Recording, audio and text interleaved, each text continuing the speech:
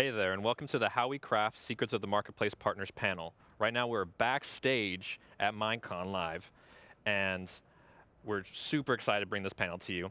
My name is Luke from Pixels and Blocks, and this is my first Minecon, and I'm a little nervous, but mostly excited. I'm Jigarbov from Jigarbov Productions. This is not my first Minecon, but I'm still very excited. I'm Avondale from Noxcrew, and this is my third year in a row being a part of Minecon Live. Hi, I'm Heather, also known as Eneija, and this is my first Minecon, and I'm super excited to be here. And hi, I'm CDF Demand with Imagiverse, and we love using our imaginations to create stuff for you guys. So now that you got a chance to meet everybody, let's get into the panel. So today we're going to be going over basically everything that goes into creating an excellent piece of marketplace content. We're all creators here, and we all make content, and we all know the ins and outs that go into creating new and exciting things. And so we're kind of going to break down each of the different parts and then talk about them. So the first main part that goes in creating content is entities. And so, Jig, let's give us a little explanation of what entities are. Well, Luke, thanks for asking. Entities are basically all the moving parts in Minecraft. You have villagers, zombies, skeletons, all sorts of stuff like that. And what we can do as creators, we can change them however we like. In Papercraft Adventure, it's a map by Jigarbov Productions. You can get it on the store. I've used and changed all the entities with add-ons and made them paper thin. There's a horse, there's a villager, all these entities, and we can change them however we want. It's really cool. Oh, dolphin, paper Is dolphin. that paper waterproof? The paper is Paper waterproof. is waterproof. You laminate it? Yes. And like I said, there's all these different ones that you can do. The Ghast one is particularly scary when it's setting fire to things because they're not inflammable. Oh. Yeah. So besides making them just paper thin, there's a lot more that we can do with entities, right? I know CDF Demand, you guys have done some things besides just like, the baseline vanilla mobs, right? Oh, absolutely. We love adding and changing the entities that are already in the game. So when we went to create City Stompers, which is a map about, destroying cities, we said, hey, how can we make it look realistic? How can we bring this city destruction vibe into Minecraft? So we changed the base mobs into buildings that you can then go attack and bring down, and it's really fun in that way. Awesome. Yeah, I It's really mean, and we destructive. changed out all sorts of stuff. As you can see, the houses are really cows and villagers, right? Using all the different variants of typical Minecraft mobs and changing them into other structures. That's really cool. So another one that we did recently, as Minecraft progresses with new tech, we just got the ability to add new entities from ourselves. So we can add anything we want at this point. So Party Island is one of our luxury map offerings, but we wanted to turn the party up by introducing robotic stage lights. So these look really good in game. We custom animated them, changed their textures. This is from in-game. Yes, this is in-game I was footage. so jealous when I saw you guys made those. Like, I was like, I wanted to do that, but I was not creative enough to come up with it. And I was I just love jealous. stage lights, so they had to go in. And then finally, as we get this new technology in, we're changing what is possible. So we made a map called Lucky World Pets where we added all sorts of pets, unicorns, lions, Oh my and we gosh. gave them all sorts of different textures. There's tons of combinations, and you can go in there, and that's all in game. And right? so for these entities, are you just like remodeling and reskinning and texturing the vanilla mobs? No, they're completely new entities that we gave behaviors to, that we defined. We made their shape, we gave them their textures, and now they're in games as if we created a creeper from the beginning. So yeah, completely gotcha. custom. So I'll add entity, just one of like the perks of Bedrock, basically. Absolutely, it's great. Excellent. And so there's some other really cool things besides though that you can kind of interesting workarounds and different things you can do with those entities. I know, Avondale, you've done some really cool stuff, right? Yeah, I have to thank my team, actually, because I don't get to touch a lot of the stuff myself. But the video that we're watching right now is actually showing off how we made some targets that can just tip over with the new custom animations you can use on Add Entity. This footage is from a map that we have in production right now that's called Destructobot versus Dinosaurs World Premiere. Whoa. And you can see there that you know, not my only do we God. make base stuff like that where you can just tip stuff over it, we can enhance the entities that we make by giving them more realistic walking animations than you tend to see in Minecraft. That's one of my favorite ones want right that. there. That Look at that tail. tail. Yeah, Tail. you really Sassy. you really get to see it wiggle, and Ooh, then look at those hips. You know the only problem with when I see stuff like this is that like I'm like, oh great, now I have to add this to all of my stuff because I can't be shown up. I don't want to be shown Yeah. up. Right. It's too great. And that technology is brand new, and we're really just scratching the surface with what we can do with it. But it's nice to add that new stuff in to give your maps a little extra flavor. And so like the other piece of it too, I know Jig, you do a lot of other stuff too, where it's not just about the making the entities and stuff. It's like how they interact with the stuff around them and what they do, right? Yeah, well, entities, they're very programmable. You can see on this screenshot we've got, it looks intimidating, the amount of information that is there. This is from Mutant Battle Arena. This one was done with the help of Juju Style. He's a great add-on creator. And, you know, had issues where the entities just would not do what I wanted. And I'm like, why is this not working? So That's how it goes. it's always the way it goes. So I, you know, went into the tools to find out what I was doing. You know, some of them have range attacks, some of them melee, sometimes they're casting spells, and had to figure out exactly what was wrong before I was able to fix it in here. But it's all very complicated behavior stuff. But yeah, so like that kind of goes into the next section of what our next thing we're diving into, which is kind of really the more technical, the more mechanical parts that go into our content.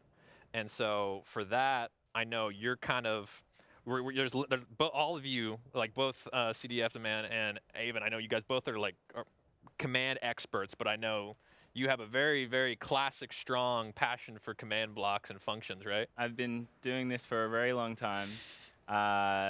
You know, command blocks, redstone, these are all basics that everyone has access to. Bedrock just got functions, Hey. which is, you know, just a easier way to have lots of commands run at the same time. And this one is the inside of an arcade cabinet in City Mall, built by my team, Blue Hush, and she's a great builder. And yeah, this is what the inside looks like. There's a lot more commands than what is on this picture, but it's all like in functions, and it's still powered essentially by, you know, the basic stuff that everyone has. This map was great just because like I was playing through it and it has a bunch of incredible stuff, and you haven't played it, go check it out. But like I spent most of my time just playing with the arcade thing. It's literally just one small section of a larger map, and I'm like, yes, mini arcade, like old school, like fake arcade machines with blocks and stuff. It's Yeah, just well, so I mean, cool. and the arcade machines actually work. Like, this is some behind the scenes stuff. Each layer there is a different frame of what is displayed on the screen. And you can see in this video where this is the full arcade. There's a player there, and you can see the game actually playing Oh my gosh. in game. So you're playing a game within a game, and yeah, just I think it's like really, really cool But a fully functional arcade machine within Minecraft. within Minecraft. That's Yeah, awesome. in a map. Yeah. And then so like that's kind of like the old side, like the old school tech that I kind of refer to it. But there's some really cool things now that we can do where we can kind of marry them. And I know CDF, you guys do some awesome stuff, right?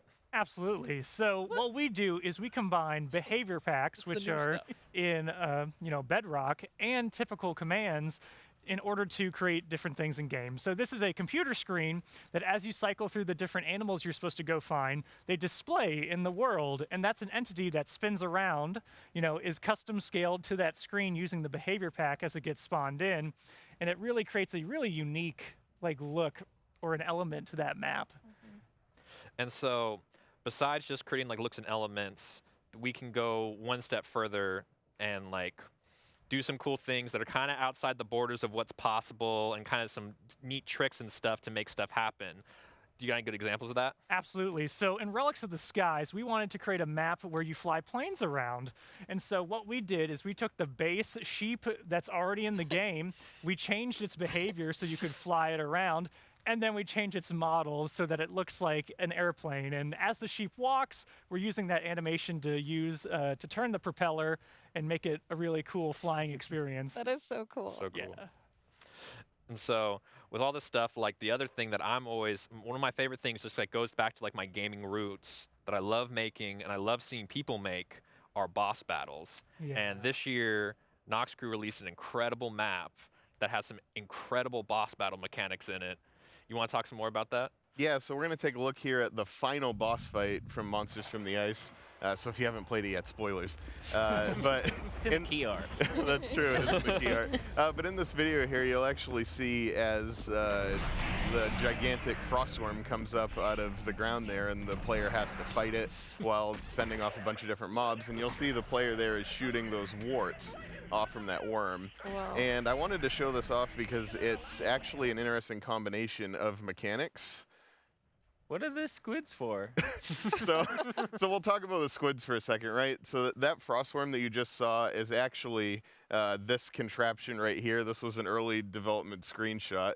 And you have a witch at the bottom of the screen who's being ridden by a horse. Now, the witch is actually the body of the worm. The horse is the head of the worm, so it can turn around and look at the player.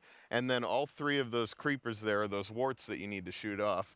Now, there is a weird way that the performance or the behavior of this feature works in Minecraft right now, where we have all of these entities riding on that witch. So the witch has a bunch of different seats, and each of those seats has a priority to it. So the priority number 1 is where the horse goes, and then priority 2, 3, and 4 is where the warts need to spawn. Gotcha. But the issue is that the entities will always sit in the highest available priority seat.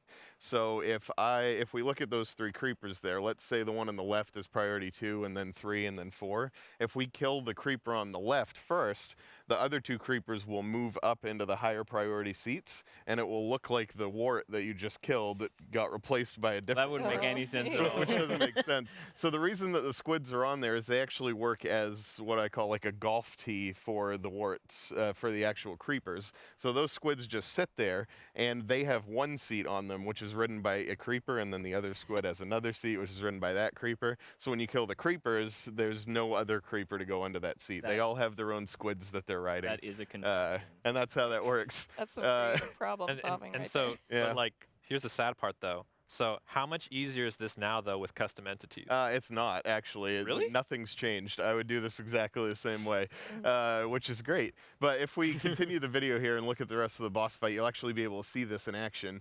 And the reason I wanted to show off this boss fight is because it's this excellent merging of 2 really powerful features that we have in the game right now. We have, and here you can see the deconstruction of the worm with all the parts separate. But we have these 2 really awesome, powerful features. We have behavior packs, which give us unbelievable control of entities, and then we have commands and command blocks, which give us unbelievable control over the game, and you can merge these 2 things together. So in this fight, you're not actually doing damage to the worm. The redstone in the game is just checking to see if there's no creepers left. So you'll see those colored blocks on top of the redstone blocks there on the left. When that block changes to green here, that means that all 3 creepers have died, and it needs to spawn the worm at the next location, which is random, and you can just see sped up footage here of the rest That's of a the lot of redstone command blocks. working. Armor stands running different things for randomization. Yeah, that was a really fun fight to work on, and I thought it really showcased a lot of the potential of what Bedrock is capable of doing right now. Yeah, it looks fantastic. Absolutely. And that kind of going off of looking fantastic. We got textures, which is kind of like the next section of what kind of goes into content. And for that, I'm going to toss it over to Heather, resident fashionista. Break it down for us how textures work. Yeah, so one of the things that's really cool about Minecraft is that so many things in the game can be changed and edited, and that includes the artwork of the characters and the entities and the world itself. So whenever you take these 3D models and you unwrap them into a 2D image, as you can see here, as artists, we can go in and completely change the look of those things. When it comes to the marketplace, that means we can create different characters for players to be. This is just kind of a slew of some of my favorite characters that I've made. It's really fun to get to approach it in a creative way and think, who do I want to represent in these guys, and what would I want to be? That's so many. You've made all of those? Yeah, these are just some of my favorites too. So How many skins have you made? Oh, definitely over 100. It's something that I used to just do as a hobby, but it's really cool now that I get to actually do it as a job. That's something I never expected to do. So there's also an example of what it would look like if you took that character and unwrapped it. So that's the artwork that we're actually creating, but with the expectation that it will be wrapped on a 3D model. It's kind of like wrapping up a present, right? Exactly. You take wrapping paper, Yeah. you put it all around the box. Exactly. So have you been doing it long enough now to where like you can see the 2D and kind of like mentally Oh yeah, absolutely. visualize how It's it all is like, going to I wrap know around? which section is the right side of the left leg and which way it should be flipped, and you kind of get that stuff memorized as you go. So you know exactly where the armpit is on that. Yeah, on the yeah. left, Elbow Second, patches second are always pixel fun. to the. Yeah, second pixel to the left. Yeah, and then we can also actually do HD skins, which is something that I'm working on now. I don't have any examples of that just yet, but it's very exciting to get to do even higher definition characters at this point. And you've also been, I know you were telling me that you started moving from not just skins, but also doing resource packs, right? Yes. Now, resource packs, that's where we change the models of everything, or not the models, but the textures of everything in the game. The blocks themselves, so you can make a grass block look purple instead of green. You can make a creeper look really cute and friendly. You could even make it say hello instead of s before it exploded. Now, what is this creeper saying? Oh, he's probably saying like, Is that what you call cute and friendly though? Because that's terrifying. Yeah, it's that- true. But he's kind of like a cute little He swamp looks like guy, he's right? shrieking at me. He's, and- Yeah, a little he's bit. terrifyingly adorable. Yeah, it's that's wonderful, cool, yeah. Cute but spoopy, right? So this is just some examples of the experimentation I've been doing with like what these characters could look like and playing with even the different texture definitions, whether you're doing just the 16 by 16 pixels or you can even go higher resolution and do something that's like 64 or 1 by 2. Awesome. And it kind of really kind of helps like create like unique environments and like settings, right? Oh yeah, you can completely change the aesthetic of the game itself to give a different player experience. Yeah, and I know Avondale, your team has done some interesting stuff with like textures and experience and like the general experience for like a map, right? Yeah, so we always want to use our texture packs that we make to completely change the feel of our world. We want to put you in that experience.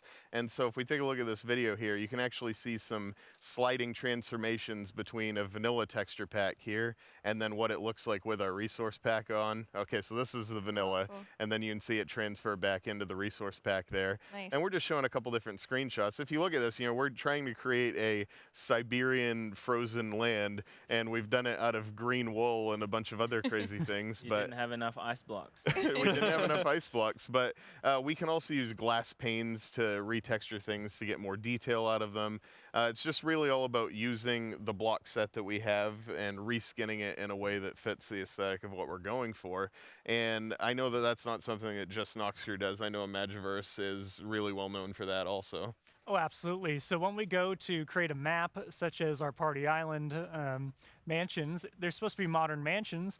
And in the game, it's kind of hard to pull off that look. So what we'll do is we'll go in, replace all the textures, and get the exact look we're going for in order to create the feeling that, oh, you're in a modern build of a house, right? The waterfall made out of glass blocks is Yeah. really cool. Yeah. And one of the things that I really like about both of our team styles is that when you open up a Noxcrew map or an Imagiverse map, you can tell almost immediately this is a Noxcrew map, this is an Imagiverse Absolutely. map, because our artists just have a style that's obvious. I know my art team is 5 members. How many people do art on your team?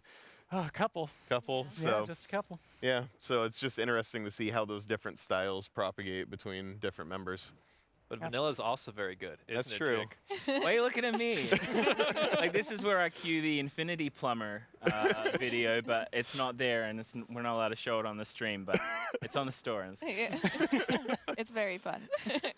So that's the general overview of kind of textures, and they kind of really help contribute to the general feel and look of a game. But we've missed one last component that really kind of defines the look, defines the experience. My background, Sounds. close, No one cares about sounds. but building actually, and actual building and the level design, everything kind of goes into that. And so there's a lot of mysteries. Not everyone knows all the secrets of it. And right now, I'm about to break the spoilers. Everything is built by hand, correct, Jig? That sounds like a joke, but it is not a joke. It's not? It is not. This Is it by hand or by controller? This is by controller. This is Papercraft Adventure again. I contracted a team called Aurora, and they're a team of extremely talented creators, and they built this entire world on Xbox, a bunch of them with their friends on a realm. Man. On block by- Xbox. like block by block. Like just on put it Xbox together. with their controllers. Yeah. So I mean, there's commands that you can use in Xbox as well. Fill command, clone command, stuff like that. And they type it with the Xbox keyboard that they pops type up. it with the Xbox Yeah. keyboard that pops up. How long did it take them to make it? Do you know? Not off the top of my head, because they do it on and off. But I mean, the end result speaks for Yeah. itself. Yeah, it's awesome. It's one of those things remarkable. where we can't even tell, really, honestly. I've got a video right here. This is a time lapse. There's 4 builders. It took 3 hours for this build, and I sped it up obviously a lot.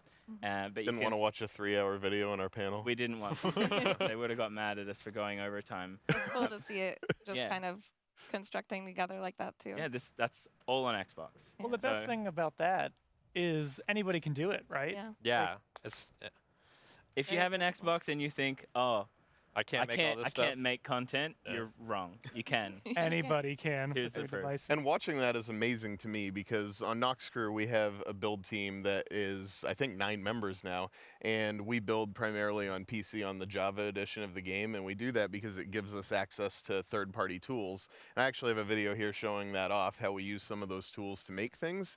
So this was actually one of Noxcrew's builders, a guy by the name of Emos, and we went in Monsters from the Ice, and we took a mountain and just cut it off so that I could make him rebuild it for the Oh, that's purpose of this video. He was thrilled. He was thrilled. So what you can see here is he's actually flying around in creative mode, and this is sped up, obviously. I'm in spectator mode, and I'm riding his character. And he's basically just taking an arrow and right-clicking, causing these huge blocks of earth to be placed on the ground. And then he'll start in with melt brush here to shape the terrain, just help mold it to What tool is It's like what it working needs with to be. clay. It's a tool called Voxel Sniper. Okay. And we also use a tool called World Edit, which does a lot of good like copy and pasting, moving stuff around, Classic stacking. Java staples. Would you say Um, that these tools could move mountains? Oh wow! Cut. Yeah, no, absolutely, they could move mountains, and you're gonna see it here as he's flying around. And while we watch this video, I just think it's an interesting comparison to point out. This video was filmed over the course of 30 minutes with one person doing the work, and you showed us a video earlier that was 4 people over the course of, what'd you say, 3 or 4 hours, something 3 like hours. that. And I mean, it's not a competition. The end result speaks for no, itself. and that's what I want to say is that it's amazing. We have this really interesting composition of team sizes here. We have Heather is the example of a solo creator. It's just her. We have you, who used to be a solo creator, but now you have 3 people on your team. Pull from resources all over. We have Imagiverse, who's a handful of people, and then we have Noxcrew, who's pushing close to 30 members. Yeah. And we all make really awesome stuff, and we just approach it in different ways. You can see here we're painting the mountain to be the colors that we need to, and I'll actually call out here that he's putting in some trees, but he didn't have the right trees on the server at the time, so he didn't like them, so he decided to burn them down. Sometimes you make mistakes and you gotta Yeah. happy little accidents, as, Yeah. as they say. But it was just for the video, so thanks to Emos for recording that for us. But yeah, it just goes to show you, you can use all these different types of tools to build these things, but at the end of the day, all that matters is where the blocks go. It doesn't matter how you put them there. You can put them there with a controller, you can put them there with a touch screen. I know for a fact that there were other marketplace teams that built on their phones when they were starting off building maps. And entire maps. yeah, entire maps built on phones, and that's just incredible to me, just to show off the dynamic range of the things that you can do and the ways that you can accomplish your craft. But the end result can be exactly the same. You don't get any sort of a technical advantage by being on the PC. Just sometimes you do things a little I quicker. know you guys do kind of a similar process to what I do too, which is I'll do some of the main bulk terraforming stuff that is kind of really hard to do in for the Bedrock or the other versions. But then I'll just convert it to Bedrock and do a lot of stuff by hand, because there is a difference. There's it's hard to explain, but when you're building, there's a difference of having a small craft thing that you do by hand over time. It feels different and it looks different too, and you end up getting a different feeling and experience. And so you can tell when you go and hop into something that someone's made by their hands, you can feel it almost, even though it's all game and digital. You can feel it and you can experience it. It makes a different it evokes a different emotion, and it's like really nice. Yeah. The And a hand. different level of finesse. Yeah. It's like if you like go and you like see like a T-shirt, you're like, oh, that's a cool T-shirt, and then someone's like, but this T-shirt was crafted by hand. I'm like, oh, that's a cool Oh, T-shirt. yeah. So you're talking about like the artisan blend Minecraft. Yes, apps. artisan Minecraft. That's the next genre that we need to see Perfect. more artisan Minecraft. Yeah. Love to see it. Well, So hey. Those go. tools are available to anybody, right? They can go out and get them if Yep. they're interested in making whole mountains in 30 minutes. Yeah, that's Yeah. kind of like the awesome thing about the community is that like there's just so many passionate people creating so many incredible tools to keep the passion going, and it's like a constant force driving it over the years, and that's why we're able to be here like 10 years later, and it's still going strong, if not stronger than ever. And so, yeah, it's awesome. It's an excellent community of people that create content, and we all like to help each other out. Yeah, If and I'm you- always so blown away by the creativity involved in like all levels of creation, whether it's the textures or the mechanics or using a squid on a creeper to make a giant worm monster. Like you know, Right? there's Forget the so many- horse. Oh, the horse. Yeah, too, I remember sorry. that horse. There's so many levels to it and so many different ways to approach it that anyone could come in and just give it a whack. You know. Yeah, for sure. And I think it's important to point out, you know, like if you want to get involved with this type of a community, if this is something that you want to do, if you just come in with a positive attitude and you start asking the other people that already do it for help, we'll help you out, you know? And I think this is a good time to bring up a question that we got asked on Twitter, which was what advice do we have for people who are looking to start out on the marketplace, you know, looking to make their first creation or trying to get over that hurdle to submit their first thing to be on the marketplace? What advice would you give? I think the number one important thing is to remember that this is our job. This is definitely what we're doing as a career, and it's easy to say, oh, just sign up and make some money, but it's not like that at all. There's a lot of work that goes into it, like any job. We all have years of portfolio built up and experience that we've done. So building up a portfolio, perfecting your craft, and then approaching these teams to find out how you can do better. Yeah, and I would say too, just pursuing that passion with the hope of it being a profession, but don't let that stop you from taking those first steps of just start making things and start putting it out there, as well as networking with the greater community of like getting to know other creators and people that are also interested in what you're doing, because you'll grow together. You know, you'll learn from other creators just like we all learn from each other as we're trying to make new stuff for the game. Yeah, and anybody can do this, regardless of your age or your experience. You know, you can make a map for you and your friends to go in, and you have your friends play it, and it They tell builds you on it's top bad. of it. Yeah, they tell you it's they bad. give you They tell you it's bad. critiques, That's right? what Jig does. I'll send him a map and he'll Constructive be like, Jig, what do you think of this? It's bad. It's bad. But I think that's one of the most important it could pieces be of advice better. we can give, right? Yeah. Is when you make your own thing, you tend to fall in love with it and you tend to play it a lot, and you tend to start sort of blinding yourself to what your map actually is or what your content actually is. And so the biggest piece of advice I can give to anybody who's starting out is show somebody else your work. Let somebody else play it.